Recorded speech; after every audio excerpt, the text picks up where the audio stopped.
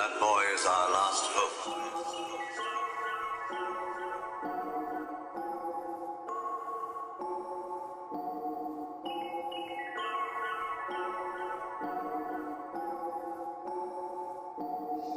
I'm slinging them things. The one you truck can't be strange. I'm focused, I stay in my lane. The one the culture might change.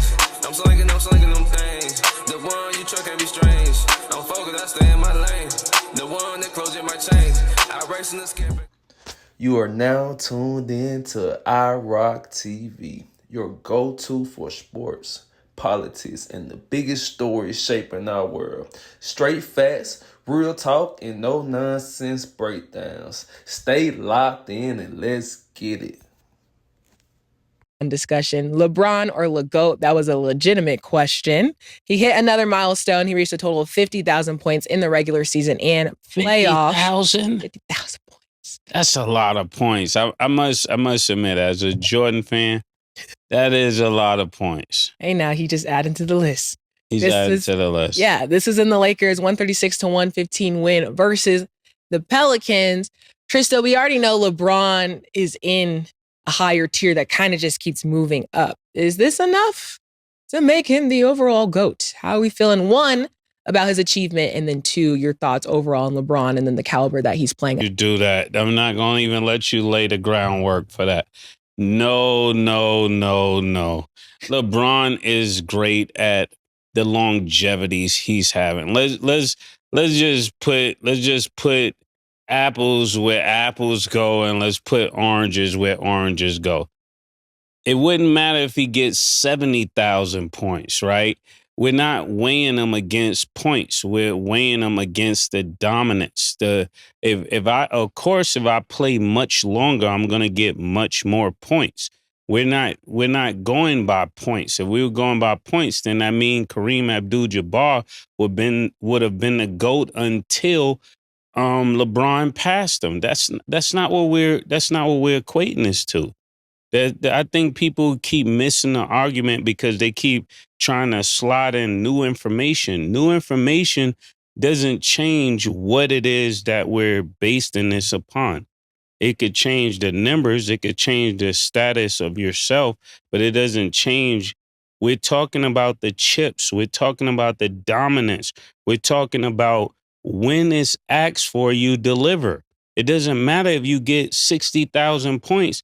If at the end of this, you go out the second round. You understanding what I'm saying?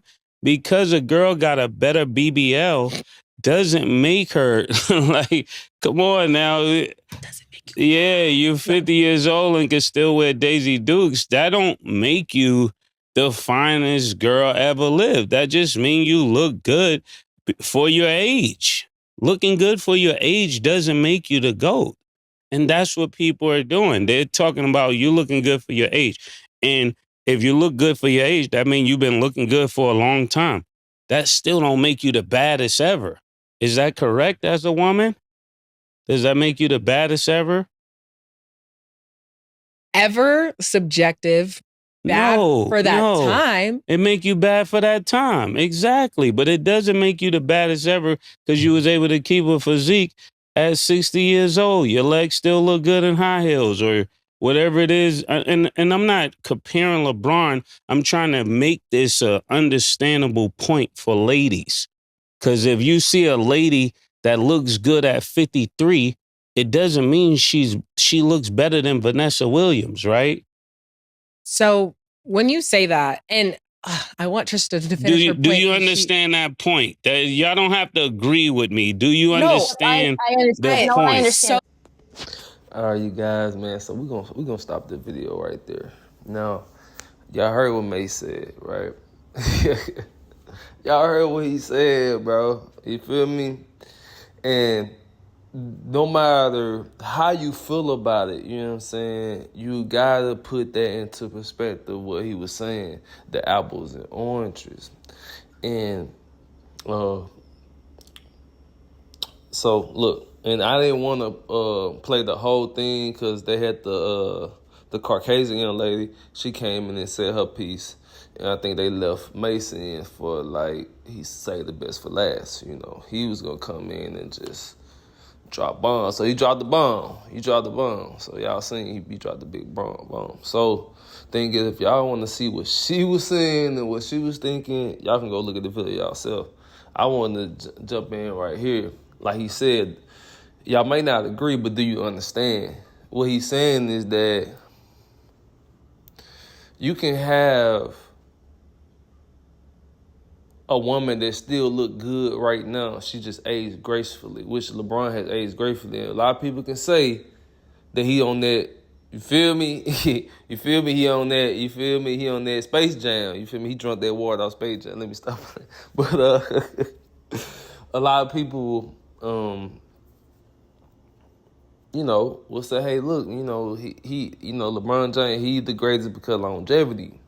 But I think when you look at basketball and you look at career-wise, yeah, LeBron James he has a very decorated, career as far as accolades.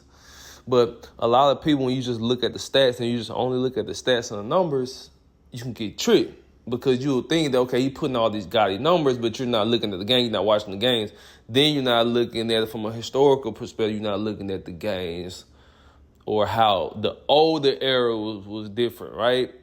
So that's why Mase said apples and oranges, not only in lieu to the playing style that LeBron James played and the playing style that Jordan played or other great players play, but also the different eras they played in, right?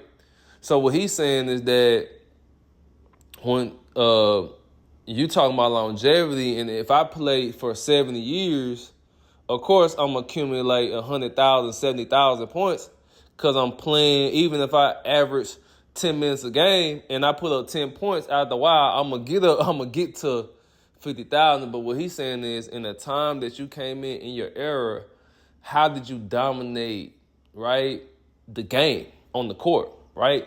So LeBron James, he first came in the league, he was doing that, right? So he had the potential. LeBron James, this is why I always say, a lot of people don't agree. I feel like LeBron James had one of the highest ceiling, for potential wise, like damn near could go through the ceiling. But what people get caught with LeBron, because he was so gifted, it's almost like, and I'll talk to one of my friends the other day, I was talking about Shaq and Kobe. It's almost like Shaq and Kobe. Shaq was so gifted with his athleticism and his size that he didn't have to work as hard. But when you got somebody like Kobe who, he was still gifted, but he had to work a little bit harder to hone in his skills, right? He couldn't just do what Shaq do. If Kobe wanted to dominate, he not only had dominated physically, but also his skill set as well. With his mindset as well, right? That's why I give Kobe the edge over Shaq, but that's a whole nother conversation. But the same thing with LeBron and Jordan. Jordan, he wasn't this high school phenomenon in high school like that. He had to earn his way in the beginning. He got cut off the team. So, Jordan has that underdog story. That's another reason why Jordan great, because everybody really is rooting for the underdog. It's like the David versus Goliath. You know what I'm saying? Type of story. And like what Mase said, if we just looked at the points and longevity as the criteria, the standard, then nobody would never even mention Michael Jordan. They would have skipped. They wouldn't even got to Jordan. They would have stayed on Kareem, because Kareem, he was number one in points, right? And dominate. I think a lot of people, when they look at dominate, they just look at the stats, right? They just look, LeBron James dropped 37-7 or 27-7-7. That's what he averaged. All right, cool. But how did he get that 27-7? Was he still in the fourth quarter when the second or third string was in, when they was up 20, trying to get some more points? Was he still in the quarter when the second and third string is in the game and they down 20, the Lakers are down 20, and he's still trying to get points? So what's the context of his points? Then look at his turnover. I mean, it's a lot of guys break this man down. Like, you feel me? My channel is not that. I'm just finna just hop on here and just tell you what I think based on my knowledge and based on common sense, what makes sense. You know what I'm saying? And now I don't base this only on stats. I'm talking about stats and also how you impacted the game, not on one side. And I think that's the problem with the players in these days. They only focus on one side. Yeah, you got Luka. Yeah, you got Jokic. Yeah, you got LeBron. Yeah, you got all these players that's good on one side. But let me know when they get a first team all defense. Second team all defense. Third. Let me know when they doing that while getting the MVP. Let me know that they lead the league in blocks or lead the league in steals or be top 5 in a position or top 10 in a position at defense while they lead the league in scoring. That's when you're dominating, right? And then also let me know when you get, you know what I'm saying, you get a decent team and you get to carry your team and you get to go back to back. Because now you get to defend your ring, your championship, your belt. You know, so I ain't want to hold you guys too much, man. This is my first video this week. Like I said, I hope you guys having a good day and having I hope you guys have a great week as well.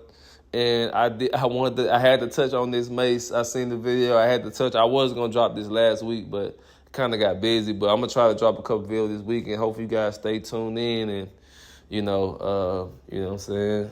Just subscribe because I'm finna start. Just keep cranking out videos every week. Try to be consistent. So hopefully, you guys subscribe and comment, like, and share. Thank you. Keep your game tight and your mind right, and I'm gonna catch you on the next one. That boy is our last hope.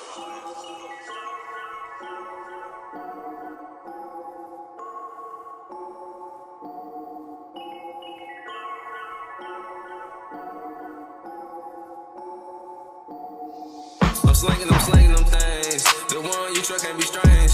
I'm focused, I stay in my lane. The one the culture might change. I'm slinging them things. The one you truck can't be strange. I'm focused, I stay in my lane. The one that closure might change.